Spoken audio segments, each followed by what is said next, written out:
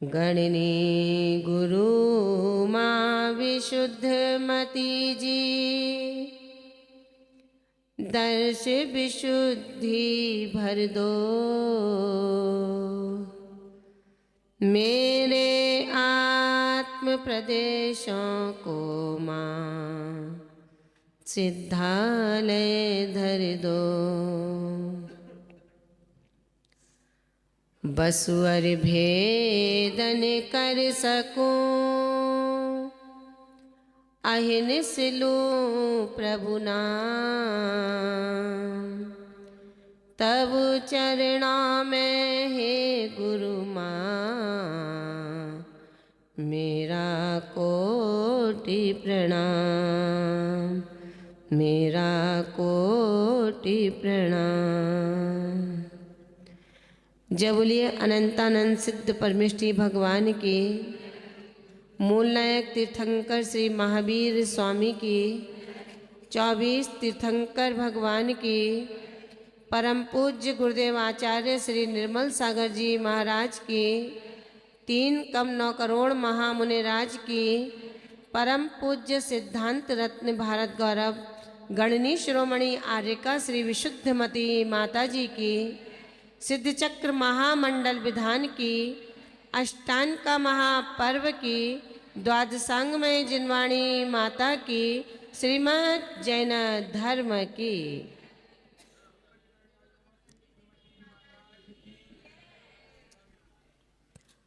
पूज्य माता जी के श्री चरणों में वंदना में निवेदित करती हूँ।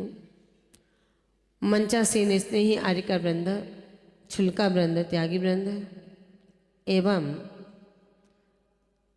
सरस्वती के लाडले युगल विधानाचार्य, समस्त सम्यक दृष्टि सौधर्म परकर एवं श्रोतागण, जीवनधर भैया ने अभी बहुत सुंदर बात कही थी। भगवान महावीर के शासन काल में अनंतानंद सिद्धों की आराधना एक महा अनुष्ठान से संपादित करने का अवसर प्राप्त हुआ है। जिसने भी ये योजना सबसे पहले बनाई होगी, उनका कोष पुण्य से अक्षय होगा। जिन भक्ति दुर्गति का निवारण करने वाली होती है, उसमें भी पुण्य प्रसंगों के अवसर पर शाश्वत पर्व है अष्टांग का महापर्व।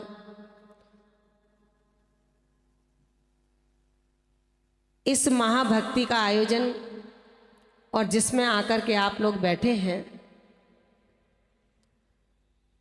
आचार्य भगवंत कहते हैं, वो प्रज्ञात्मन उस मरते हुए कुत्ते को जीवनधर कुमार ने 9 बार नमोकार मंत्र सुनाया था। किसने? जीवनधर कुमार ने 9 बार नमोकार मंत्र सुनाया था। जीवनधर का जन्म कहाँ हुआ ये नहीं देखना, लेकिन जीवनधर का मरण कैसा हुआ ये जरूर देखना। मित्रों, कहा है कमल कीचड़ में उत्पन्न होता है, लेकिन कीचड़ में लिप्त होने के लिए उत्पन्न नहीं होता। व्यक्ति काम से पैदा होता है, लेकिन काम में रमने के लिए पैदा नहीं होता। वो राम और राम से भगवान बनने के लिए पैदा होता है। सिद्ध चक्र महामंडल विधान की बात जब, जैसा कि अभी जीवनधर जी ने कही थी कि माता जी की प्रेरणा मिली और मन बना, तो कहने का मेरा मतलब ये है कि प्रेरणा के बाद भी लोग मन बना नहीं पाते हैं। प्रेरणा के बाद भी मन नहीं बना पाते। प्रेरणा के बाद भी मन बना, ये बिल्कुल लगता है यही है मोक्ष पति महामना। आज नहीं होगा लेकिन कभी नहीं होगा ऐसा नियत नहीं है। लेकिन मुक्ति पथ गामनी कौन बनेगा? जो इस अनुष्ठान में बैठे हैं उनको यदि क्रोध आ रहा होगा तो यह अनुष्ठान बेकार है।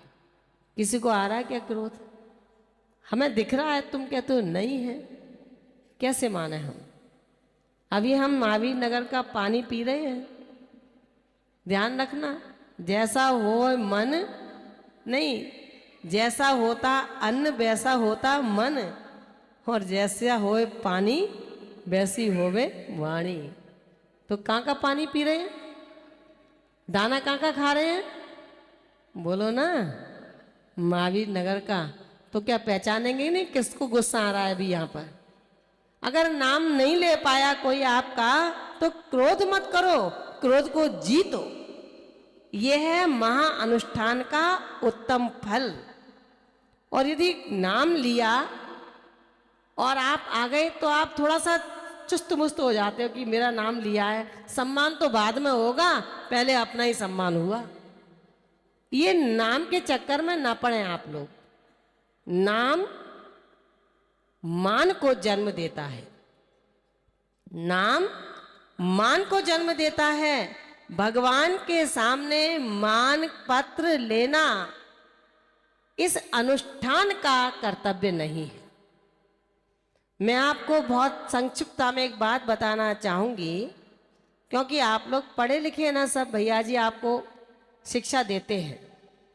लेकिन भैया जी ने आपको जो शिक्षा दी, जिस पर असर हुआ उसको ही असर हुआ, बाकी बेअसर रहे। समझना, मंदिर में बैठे हो आप लोग, सम्यक दर्शन आपको हो, भावना ये भाती हो, क्योंकि आपको सम्यक दर्शन होगा, सम्यक दृष्टि के पात्रों से हमें आहार मिलेगा तो हमें भी सम्यक दर्शन हो जाएगा। आप तिरेंगे तो हम भी तिर जाएंगे, और आप डूबेंगे तो हमें भी आपके द्वारा द्रव्य मिलेगा, कहीं ऐसा ना हो डूबना पड़े। लेकिन ध्यान रखना मित्रों, बात ये कहना चाहती हूँ, मंदिर में तीर्थंकर प्रभु की अरहंत भक्ति का महायज्ञ अनुष्ठान तभी सार्थक होगा जब आपकी एक देरी होगी। एक देरी होगी, आप ब्रह्मचारी न होंगे, आप व्यभिचारी न होंगे। ब्रह्मचारी नहीं बन सकते, मत बनो, व्यभिचारी तो मत बनो। जो एक देरी को छोड़कर दूसरी देरियों पर जाता है, व्यभिचारी कौन? जो अपनी पत्नी को छोड़कर दूसरी पत्नियों पर जाए, वो व्यभिचारी कहलाता है।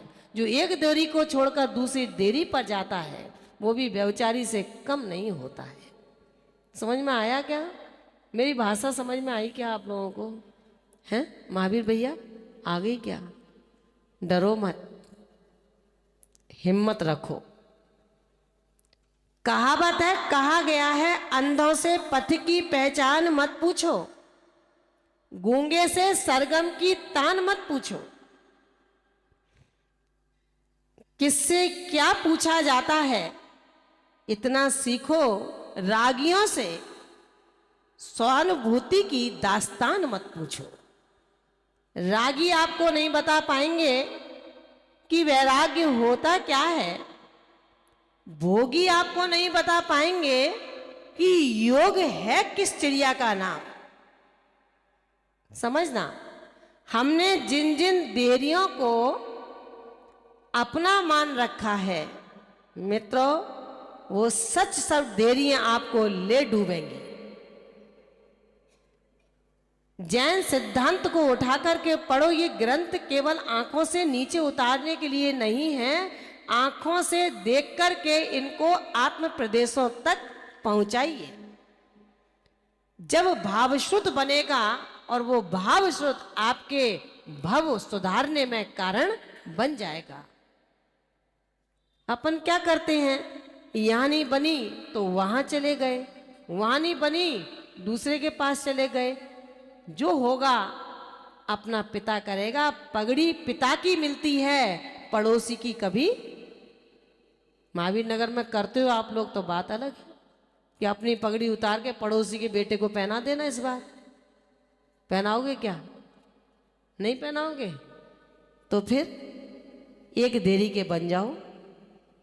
एक देरी के बनोगे तो सम्यक दृष्टि बन जाओगे, और एक देरी के ना बने ये लाखों लाखों अनुष्ठान कर लेना, भगवान की उपासना कर लेना, गुरुओं का चातुर्मास करवा लेना, ऐसा एक नहीं करोड़ों मंदिर बना लेना, फिर भी मित्रों आप संसार में अटके के अटके रहेंगे, कभी भी संसार से पार नहीं हो सकते। तो क्या करना है बता दो ना, क्या करना है? कितने भोले भोले हैं, सच मानो तो बारूद के गोले हैं, हैं? कितने शांत बैठे हैं बेचारे, कुछ जानते ही नहीं है। अरे आपके पास में जहां श्रद्धा है, कहते हैं दर्शन घाती डूबता है, दर्शन घाती डूबता है, और चारित्र घाती डूबेगा, ऐसा कोई नियम नहीं है। लेकिन अपन तो क्या करते हैं, अगर महाराज ने कोई गलती हो भी गई, उनके पास मोबाइल मिल भी गया है ना, तो आप तो उसकी आफत कर दोगे। गाड़ी में रखो, कपड़े पहनाओ, 4 लोगों को बैठाओ और चलो कपड़े पहनाएंगे उनको, मोबाइल पे बात करते हैं, पैसा इकट्ठा करते हैं, तो क्या करोगे आप? महाराज को कपड़े पहनाओगे क्या? ध्यान रखना, जब तक तेरे पुण्य का बीता नहीं करार, तब तक सब कुछ माफ है, गुण करो 1000। जब तक ही चलेगा तुम्हारा, जब तक शरीर में ताकत है, आपके पास पुण्य की पूंजी है, तब तक ही कदर है तुम्हारी। उसके बाद बेकदरी की भी हद हो जाएगी, उसको संभाल भी नहीं पाओगे। समझ में आ रहा है ना? तो इसलिए क्या करना है, जिनेंद्र प्रभु मेरे हैं। संसार में आज भरत क्षेत्र में जितने भी मुनिगण हैं, वो मेरे विनयवनत हैं, उनके प्रति मेरी श्रद्धा समर्पित है, मुझे उनके प्रति समर्पण करना चाहिए। मुनि कौन है, ये देखने का, परीक्षा करने का अवसर हमारा और आपका नहीं होता है। वो मुनि पीछी कमंडलधारी हैं, नग्नत्व जिनका मूल गुण है, भाषा समति जिनकी पहचान है,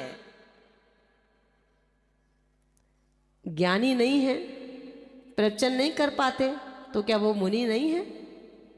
वो संसार से नहीं तरेंगे? उनको केवल ज्ञान नहीं होगा?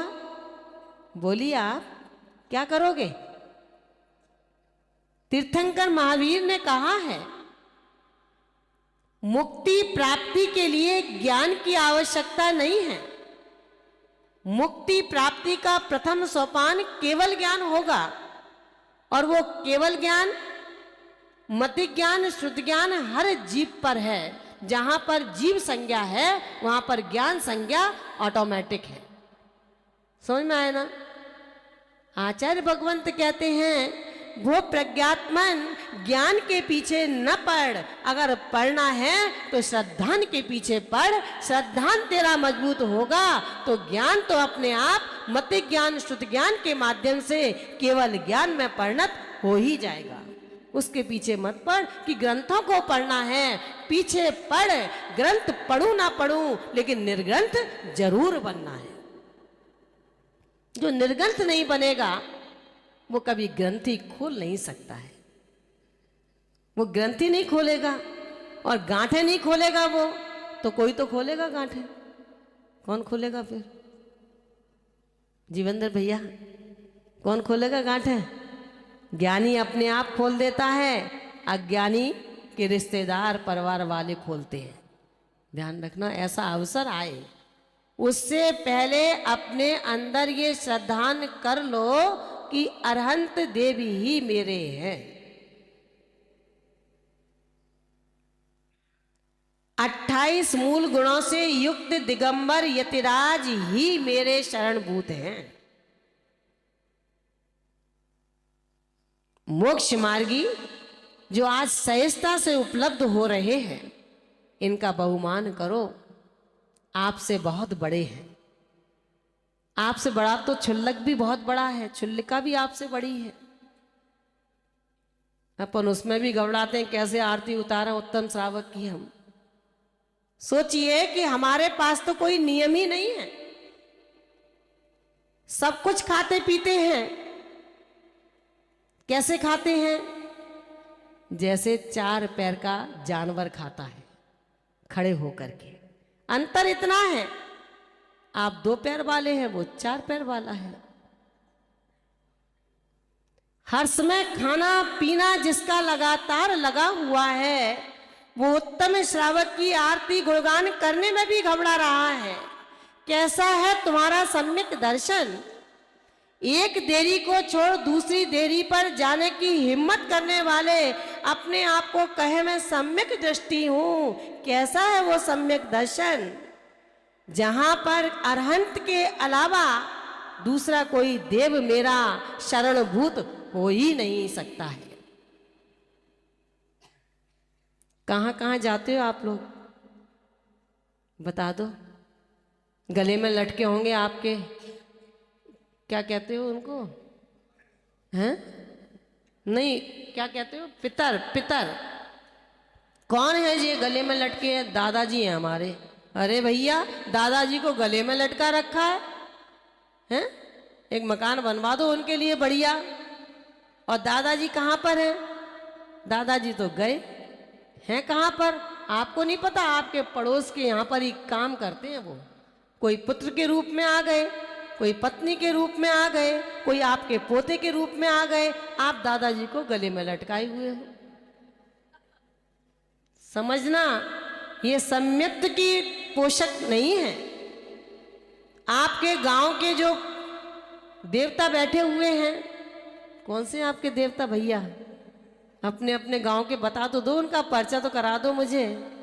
हमने भी खजूरी में चातुर्मास किया है, हम भी जानते हैं। हमने पचेवर में चातुर्मास किया है, हम पचेवर को भी जानते हैं। ध्यान रखना मित्रों, ये सिर्फ बिलबिलाने वाले काम है। मैं आपको इसलिए आपकी भाषा में समझा रही हूं कि बहुत दिन हो गए खाते खाते आपका। ये सब बिलबिलाने वाले काम हैं। और अगर खिलखिलाना चाहते हो तो गुरु जो कहें का मतलब मनमानी नहीं चलेगी गुरुओं की। ये भी बता दें आपको, मैं अंट संट जो बोलना चाहूं वो आप मानोगे क्या? इतने भी सीधे नहीं हो आप, हैं? गुरु जो कहे सो नहीं माना जाएगा। तीर्थंकर परम देव ने जो कहा है, उनके रेफरेंस से जो कहा जाएगा वो सब मान्य होगा। उनके अलावा प्रमाण नहीं है। मनमानी अपनी अपनी तूती बजाना चाहे कोई, उसके लिए हम बिल्कुल तैयार नहीं है। महावीर भगवान ने जो कहा है, गणधरों ने जो लिखा है, उसको हम स्वीकार करते हैं। प्राण जा सकते हैं, लेकिन अरहंतों की वाणी कभी मिथ्या नहीं हो सकती है। चतुर्विध संघ इस धरती पर अंत काल तक रहेगा। कौन सा चतुर्विध संघ? मुनि, आर्यका, श्रावक, श्राविका। अब श्रावक कौन? आप लोग श्रावक? आप नहीं रहोगे, आप नहीं रहोगे। मैं आपको सत्यांश से बोध करा रही हूं। चिकनी चुपड़ी करने वाले, तुम्हारे मन की बोलने वाले, इस दुनिया में बहुत जादूगर मिलते हैं। पब्लिक को इकट्ठा करना तो मदारी का भी काम है, वो भी कर लेता है। लेकिन सत्यांशों का बोध कराना बिरले ही गुरु हैं जो आपको सत्यांशों से बोध कराएंगे। आप श्रावक नहीं मिलोगे। जिन्होंने शुद्ध कुल जाति को बचा करके नहीं रखा, वो छठे काल में छांट दिए जाओगे। और जिन्होंने सज्जातित्व को ध्यान में रखा है, उन सज्जातित्व की रक्षा के लिए विद्याधर और देव स्वयं आएंगे। जब इस धरती पर 7 प्रकार की कुवृष्टि होगी, एक एक योजन की धरती जल जाएगी, ये मंदिर मस्जिद गुरुद्वारे सारे चले जाएंगे, उस समय से पहले ही वो देव और विद्याधर शुद्ध कुल जाति की रक्षा के लिए आएंगे और उनको उठा करके विदेह क्षेत्र विजयार्थ की गुफा में सुरक्षित रख देंगे, ताकि इस कुवृष्टि के माध्यम से जो तहस नहस होगी सृष्टि, उस सृष्टि को पुनर्जीवित करने के लिए 49 दिन के बाद विजयार्थ की गुफाओं से शुद्ध कुल जाति के जोड़ों को निकाला जाएगा और संतति परंपरा का पुनः प्रारंभ किया जाएगा। आप अपने दिल और दिमाग से इस बात को निकाल देना कि शुद्ध कुल जाति तो बैकवर्ड जमाने की बातें हैं, ये तो कभी आउट ऑफ फैशन नहीं होती। भगवान महावीर अप टू डेट हैं, आउट ऑफ डेट नहीं है। ये हमारा भ्रम है कि हम अपने स्टैंडर्ड को बढ़ाने के लिए नौकर बन रहे हैं। मित्रों, आपको ये बताना इसलिए चाहती हूं कि आपका पुण्य कोष खाली ना हो, आपका पुण्य कोष भरा रहे। छठे काल में भी आप सिर उठा करके कहें कि मैं सज्जातित्व की रक्षा करने वाला हूं। जिसने धर्म की रक्षा की है उसकी रक्षा देव और विद्याधर आकर के करते हैं। आचार्य पूजपाद स्वामी ने भी लिखा है, देश आचार्य कैसा होता है, देश कुल जाई शुद्धा। ये हमारी भाषा नहीं है, आगम में पढ़ा है, सो हम आपको बता रहे हैं। देश से, कुल से, जाति से जो शुद्ध है वो आचार्य है। आचार्य परंपरा से मुक्ति का अधिकारी है, साक्षात मुक्ति का अधिकारी है, लेकिन आज साक्षात मुक्ति नहीं मिलनी है। आपको मोक्ष जाना है क्या इंद्रमल जी भाई? मोक्ष जाओगे क्या? ये जाएंगे मोक्ष, और हमारी भाभी जाएंगी क्या? नहीं जाएंगी। ये जाएंगी, आप लोग कहते हो। सब पहचान बनाइए अपनी। जो मना करता है वो सबसे पहले जाएगा। अब तक ऑप्शन नहीं था इनके पास, अब तो हम आ गए ना। अब ये हमारे साथ जाएंगी, क्योंकि पुरुष हमारे साथ नहीं आ सकते, महिला तो आएगी ना। कौन कौन आएंगे हमारे साथ में? हाथ ऊंचे करना जरा। ओ भैया, डर लग गया। माता जी ये नहीं काम करो तुम, तुम्हें इसलिए नहीं बुलाया हमने, हैं? नहीं, कोई नहीं चलोगे? अरे एक हाथ तो हाथ ऊंचा कर दो। देखो एक हाथ ऊंचा हो गया, तुम्हें दिख नहीं रहा है, हमें दिख रहा है। एक हाथ ऊंचा है, और कोई हाथ है क्या? है ना? हाथ ऊंचा करो ना फिर। देखो दो हाथ। देखिए हमारी सौगानी जी तैयार होगी, हम भी चलेंगे माता जी तुम्हारे साथ में। अच्छा, और कौन चलेगा? देखो वो भी तैयार हो गई। 4 हाथ हो गए, देखो 5 हो गए। 5 हाथ हो गए हमारे साथ में चलने के लिए। अच्छा एक बात और पूछूं क्या, कब चलोगे? ये बहुत कठिन प्रश्न पूछ लिया। कोई बात नहीं, अब तो उठा, चलेंगे। ये तो निश्चित हुआ चलेंगे। आशु भाभी आप चलोगी क्या? ये नहीं चलेंगी, जो चल रहा होगा उसकी टांग खींचेंगी। ये नहीं चलेंगी, इनका काम नहीं है। इनका काम चलने का नहीं है। जो चल रहा होगा उससे कहेंगी, है तू मत जाना कहीं पर। ऐसों की भी आवश्यकता है। जरूरत नहीं है कि सभी मोक्ष पर जाएंगे। सब मोक्ष पर जाएंगे तो धरती खाली हो गई तो क्या होगा? आचार्य भगवंतों की बात ध्यान से सुनिए, अपनी देहरी को एक बनाइए। आप जाएं या ना जाएं, लेकिन जब आपके नगर में साधु आए उसको श्रद्धा से अपने हृदय में प्रतिष्ठित करिए। मुनियों की निंदा ना करो, गुरुओं की निंदा ना करो। गुरुओं की निंदा का फल ही तो था कि शरीर में कोढ़ फूट गया। गुरु की निंदा का फल था शरीर में कोढ़ फूट गया। गुरु की निंदा कब की थी और कोढ़ कब फूटा था? ध्यान रखना मित्रों, आप यदि एक बार गुरु की निंदा करोगे, 70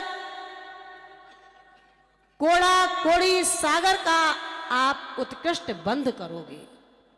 किसी ने किया तो नहीं? हाथ ऊंचे करें जरा, देखो तो सही कितने हरिश्चंद्र बैठे हैं यहाँ पर। किसी ने गुरु की निंदा की क्या? गुरु का मतलब क्या होता है पता है क्या आपको? मुनि की निंदा की क्या? किसी आर्यिका की निंदा की? हाथ ऊंचा करें जरा। अगर कर दोगे तो बच जाओगे पापों से, नहीं करोगे तो ध्यान रखना श्रीपाल की तरह पोड़ फूटेगा शरीर में, कोई बचा नहीं पाएगा। लक्ष्मीमती का क्या हुआ? जो दर्पण में मुखड़ा देख रही थी, मुनराज आ गए पीछे से। अरे मुनि का शरीर देख करके नाक मुंह सिकोड़ना क्या निर्विचिकित्सा सम्यक दर्शन का पालन करना है? और आप तो हर समय आईना देखते रहते हो, क्रीम पाउडर लगाते रहते हो, चुस्त रहने की कोशिश करते हो, बुढ़ापा दिखता है तो पॉलिश कर लेते हो, आंखों से दिखना बंद होता है चश्मा चढ़ा लेते हो, दांत हिलने लगता है तो लुहाड़िया जी के पहुंच जाते हो डेंटिस्ट के पास में, दांत सही कर दो। ये है क्या? अपने बड़े खुश होते हैं कि बहुत बढ़िया है, अपन तो धोखा दे रहे हैं यमराज को, लेकिन पता नहीं यमराज को पता है अभी खाते में उम्र जिंदा है, इसलिए वो भी पीछे है। लेकिन जिस दिन खाता पूरा होगा यमराज दबे पांव आएगा, चोटी पकड़ेगा, उठ,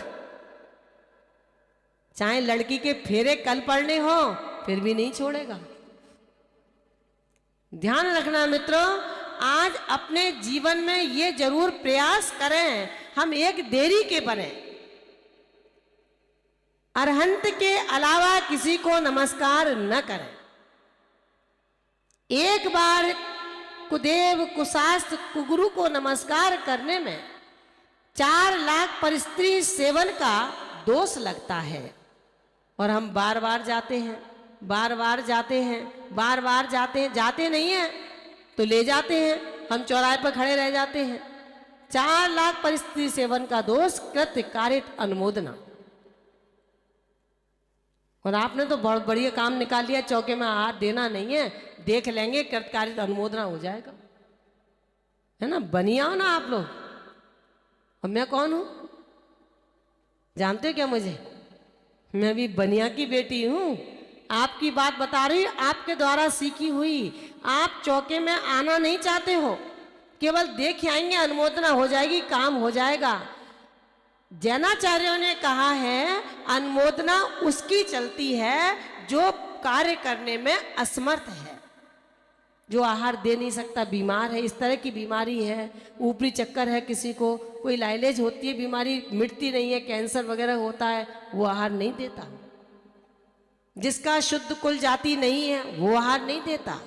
जिसके आंगोपांग पूरे नहीं है या ज्यादा है वो आहार नहीं देता, बाकी सब आहार देते। अब सही, जो सब सही है वो केवल देखेगा तो क्या होगा पता है क्या? भैया जी ने बताया होगा। क्या बताया बताओ? बंदर बनने की तैयारी कर रहा है। किसकी? बंदर बनने की। कौन था बंदर? बंदर जो आहार देख रहा था जंगल में। कौन दे रही थी आहार? श्रीमती जी। कौन? आदिनाथ भगवान की पूर्व पर्याय की पत्नी आहार दे रही थी जंगल में। किसको? 2 युगल चारण रिद्धिधारी मुनराज आ गए, आहार दे रही थी। बंदर ऊपर से देखकर टप टप आंसू टपका रहा था। उन्होंने पूछा, महाराज ये बंदर क्यों आंसू टपका रहा है? मुनराजों ने पता है क्या कहा? मुनराजों ने कहा, ये भी तुम्हारे जैसा श्रावक था, पहले आहार नहीं देता था। अरे मैं क्यों आहार दूं? पैसा ले जाओ, चौका लगा देना, होटल की तरह एक कमरे में खोल देना, 2100 रुपए की राशि निश्चित कर देना, ज्यादा हो 3100 की कर दो, 5100 की कर दो, चौका लगता रहेगा, साधु पड़े रहेंगे, खाते रहेंगे। अच्छा, इसलिए बंदर बन गया? बोले हाँ, ये बंदर बन गया। अब पछता रहा है कि ऐसा दिन आए कि मैं भी सेठ राजा रानी बनूं और इन तपोधनों को आहार दूं। श्रीमती जी के जीव ने, श्रीमती जी ने ही उनसे प्रश्न किया कि हे युवल मुनराज, इसका कल्याण कैसे होगा?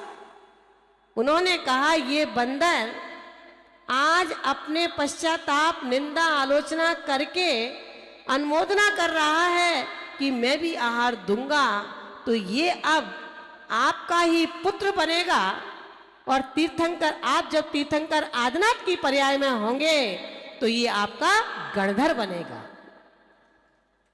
बंदर की अनुमोदना इतनी काम कर गई, और अब जब आप आहार दोगे तो आपका आहार दान इतना काम करेगा कि महापद्म जब इस धरती पर जन्म लेंगे तीर्थंकर बनकर के, और उनको प्रथम आहार दाता कोई होगा, तो पंचम काल में जो पात्रों को दान करता है, उत्तम पात्रों को, मध्यम पात्रों को, जघन्य पात्रों को, वो उन उत्तम पात्रों को दान देने का अधिकारी होगा।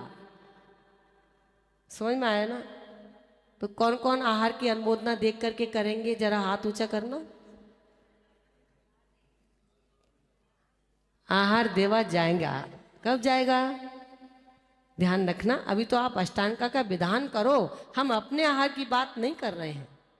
कोई भी साधु आपके शहर में, नगर में आए, भूखा वापस ना जाए।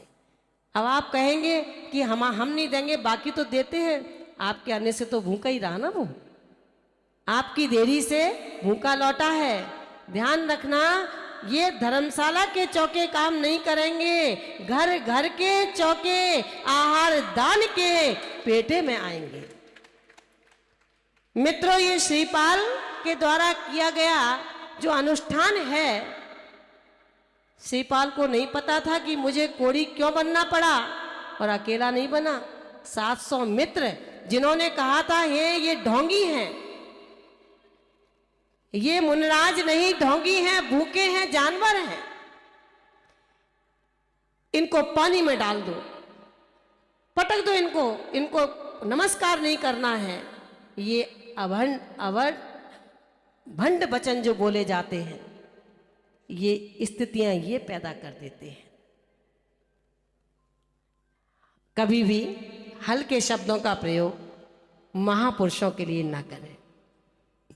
कौन छोटा है, कौन बड़ा है, ये कोई नहीं जानता है। इसलिए सबको अपने से बड़ा समझे, अपने से सामर्थ्यवान समझे। आज जो छोटा है, हो सकता है कल बड़ा हो जाए, और हो सकता है छोटा भी आपके काम आ जाए। किसी की वत्स ना करना ठीक नहीं है। हित मित्र प्रिय संभाषण से हम अपने आप को जीतने का प्रयास करें। अष्टांग का महापर्व में शिवचक्र महामंडल विधान जितने भी लोग यहाँ कर रहे हैं, उन सब के लिए मैं ये प्रेरणा दे सकती हूँ और दे रही हूँ अपने आत्म परिणामों से। आप प्रतिवर्ष अपने अपने थाली में शिवचक्र महामंडल विधान जरूर करते रहना, इसको खंडित मत करना। कितना भी उपद्रव आपके यहाँ आ जाए, फिर भी आप शिवचक्र विधान मत छोड़ना। ये विधान वो विधान है, आपके बड़े से बड़े संकट को दूर करने में कारण होगा। इसके साथ आप 1.25 लाख मंत्र शिवचक्र की जरूर करना। 1.25 लाख जाप का मतलब होता है 1250 मंत्र। आप ये माला नहीं कर पाए इतनी, अगर आपके पास सामर्थ्य नहीं हो, तो कम से कम 8 दिन में 21,000 मंत्र जरूर करना।